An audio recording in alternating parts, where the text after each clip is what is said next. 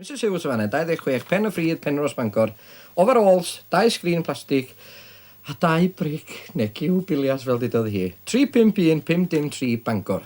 Ffoniwch chi, mi godith eich calon chi. Mrs John Evans ar y ffôn nesa. Wel, oedd hi'n 1935 cyn i radio ddod i Fangor. A phan ddath Appleton, oedd yn brif weinyddwr y BBC yng Nghymru ar y pryd, i weld y tŷ newydd oedd y BBC wedi brynu yma ym Mhryn Meirion yn 1935. Y wraig oedd yn gwerthu'r tŷ iddo fo'n dweud, I hope you're not going to be making any Welsh programmes. What we need is more jazz. Wel, fe siomwyd hi oherwydd mae Bangor wedi dwyn llawer iawn o raglenni radio Cymraeg ardderchog wrth gwrs i sylw'r cyhoedd ac i'w clustio nhw. BBC Bangor? Berw Bangor heddiw a ddoe.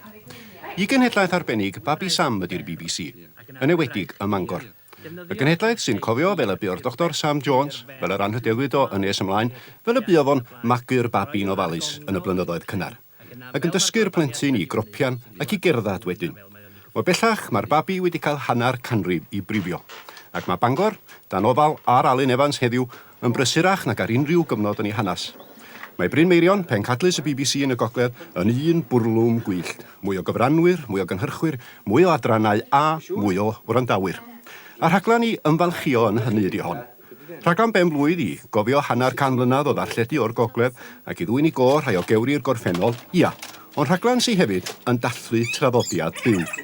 Traddodiad Bangor, yr enw sydd dros y blynyddoedd wedi ennill lle arbennig yn hanes darlledu Cymraeg. But is there resistance to sheep milk products?